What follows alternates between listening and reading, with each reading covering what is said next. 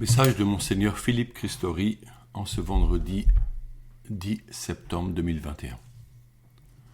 Demain samedi, ce sera l'anniversaire du dramatique attentat de New York, que fut la destruction totale du World Trade Center, deux immenses gratte-ciel qui se sont effondrés devant le monde sidéré. Ces tours faites d'acier et de béton étaient comparables à la statue géante de la vision du prophète Daniel, cuirassée de fer, dont les pieds en argile n'avaient pas résisté à la chute d'une pierre. Elle s'écroula. Alors commençait le cycle terrible de la revanche et de la vengeance. Il fallait déloger les terroristes qui menaçaient le monde occidental, les rejoindre dans leurs repères au cœur de l'Afghanistan, pays du rêve oriental devenu terre de guerre depuis l'invasion soviétique. Les mêmes armes qui servirent contre les communistes, fournies en partie par l'Occident, se retournèrent contre les Américains durant 20 années d'occupation. Certes, beaucoup d'Afghans retrouvaient une certaine liberté, surtout celle d'être instruits grâce à des écoles accessibles aux filles et aux garçons, le pays s'ouvrant à une démocratie fragile, mais qui s'est écroulée face à la pression des talibans, pour qui seule la charia peut organiser la vie publique des hommes. Quant aux femmes, les voilà contraintes à se voiler à nouveau et à être privées de toute espèce de participation à la vie publique. Mes lectures m'ont fait découvrir ce pays comme 1000 soleils brûlants de Khaled Hosseini, ou encore Les hirondelles de Kaboul de Yasmina Khadra. L'écrivain Ahmed Rachid, dont le livre L'ombre des talibans est une référence, l'affirme, et je le cite, « Quiconque a été en contact avec un Afghan ou a visité l'Afghanistan, en paix ou en guerre, me comprendra si je dis que ce pays et les gens qui y vivent sont parmi les plus extraordinaires au monde. » Fin de citation. Très peu de chrétiens vivent dans ce pays islamisé par les conquêtes musulmanes. J'ai eu la joie de marier Léa, dont les parents avaient été missionnaires évangéliques à Kaboul. Continuons à prier, car la prière est l'arme de la paix. L'exhortation apostolique du pape François, la joie de l'évangile, Evangelii Gaudium, nous demande une véritable transformation missionnaire. Comment est-ce possible et quels sont les chemins proposés ? Le fondement de cette conversion est la prière du peuple chrétien, dans l'écoute de l'Esprit Saint qui nous inspire les voies de Dieu pour ce temps contemporain, face aux questions qui émergent et bouleversent les relations interpersonnelles. Prions pour que des prophètes se lèvent et parlent aux hommes de notre époque, leur témoignant que nous pouvons être associés pour bâtir une civilisation de l'amour par des relations vraies et fécondes en vue de projets qui respectent les humains comme la nature. Mais comment prier lorsque l'on revient vers l'Église sans être formé ? En effet, certains retrouvent le Christ et me disent simplement ne pas savoir prier. En réalité, toute personne qui se tourne vers Jésus pour lui parler fait déjà une belle prière. Notre prière chrétienne commence par le signe de la croix que nous traçons du front au nombril et sur nos épaules. Objet de torture, la croix est devenue le signe de l'amour offert par Jésus pour chacun de nous. Il a payé le prix de notre salut. Il nous sauve du drame du péché. Aussi, nous entrons dans la prière en nous concentrant sur la présence de Dieu, en le saluant et en le bénissant, en faisant silence en soi, en fermant les yeux et les oreilles aux objets et aux bruits extérieurs comme intérieurs, particulièrement notre smartphone. Demeurons longtemps dans cet état calme qui saisit le cœur tout en cultivant le désir de la rencontre et de l'écoute.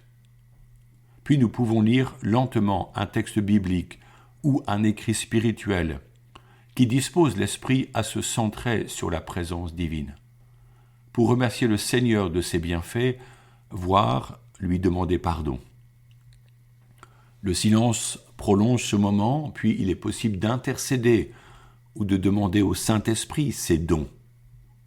Enfin, notre prière personnelle n'est chrétienne que si elle embrasse le monde entier, souvent théâtre de lutte et de souffrance.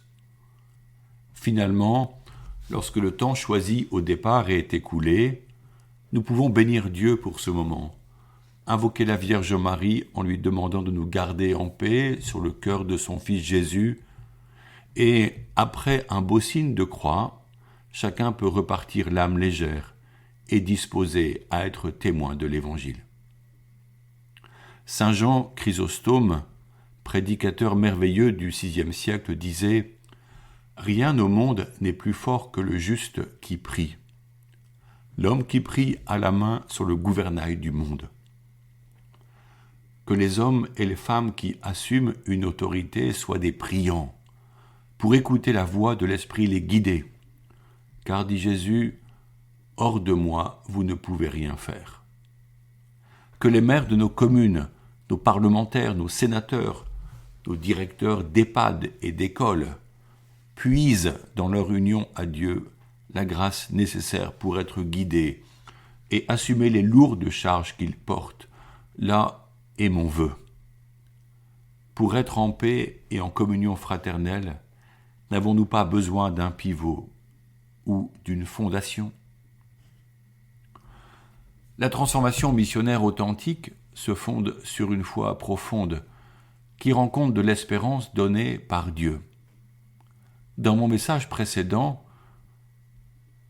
je parlais de la connaissance de Dieu tout en rappelant que dans ces derniers temps, le Verbe divin incarné en Jésus-Christ a donné visage à Dieu et s'est fait connaître. Jésus demandera aux apôtres qui vivent avec lui « Et vous, que dites-vous ? Pour vous, qui suis-je » Marc 8 au verset 29. Cette question ouvre à la possibilité d'une réponse personnelle.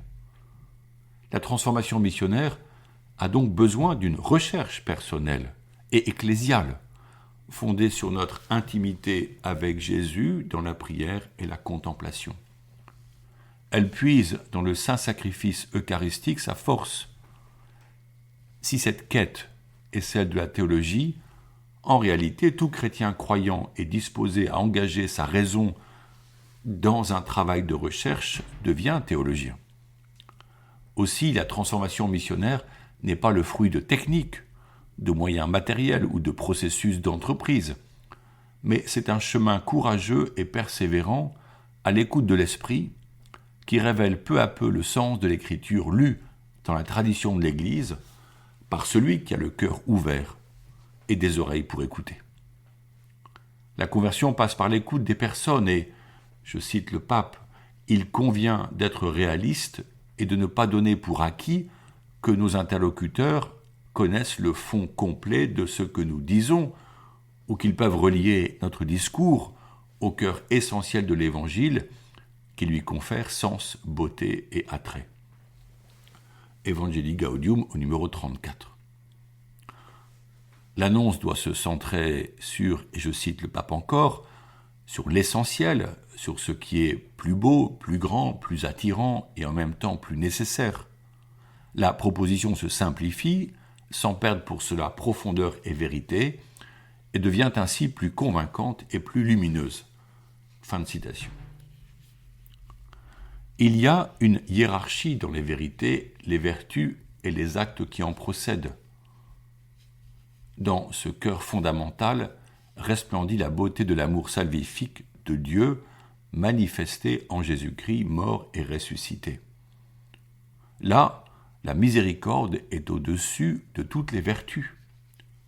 Nous ne pouvons exclure telle vertu ou tel aspect du dogme, mais tout doit être lu et soumis à la lumière de la révélation du Christ qui s'opère par l'incarnation, par la passion, jusqu'à la résurrection qui ouvre le chemin du ciel où Dieu le Père nous attend.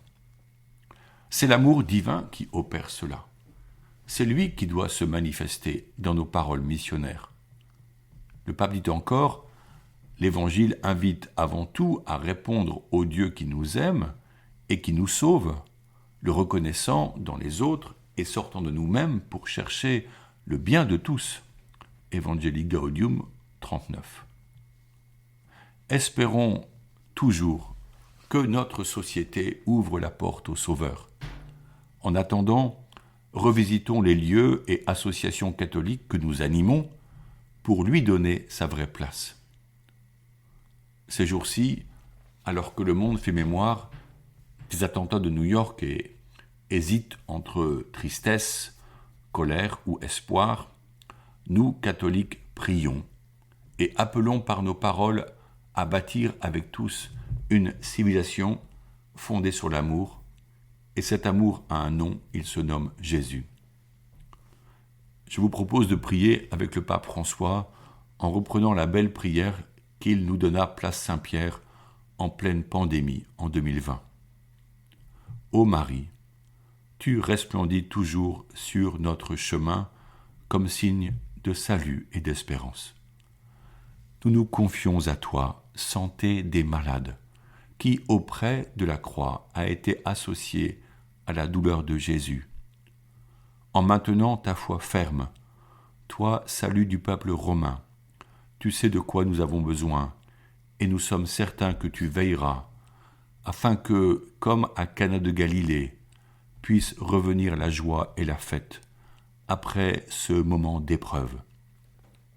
Aide-nous, Mère du divin amour, à nous conformer à la volonté du Père et à faire ce que nous dira Jésus, qui a pris sur lui nos souffrances et s'est chargé de nos douleurs pour nous conduire à travers la croix à la joie de la résurrection. Amen. Sous ta protection, nous cherchons refuge, Sainte Mère de Dieu. N'ignore pas nos supplications, nous qui sommes dans l'épreuve, et libère-nous de tout danger, ô Vierge glorieuse et bénie. Amen.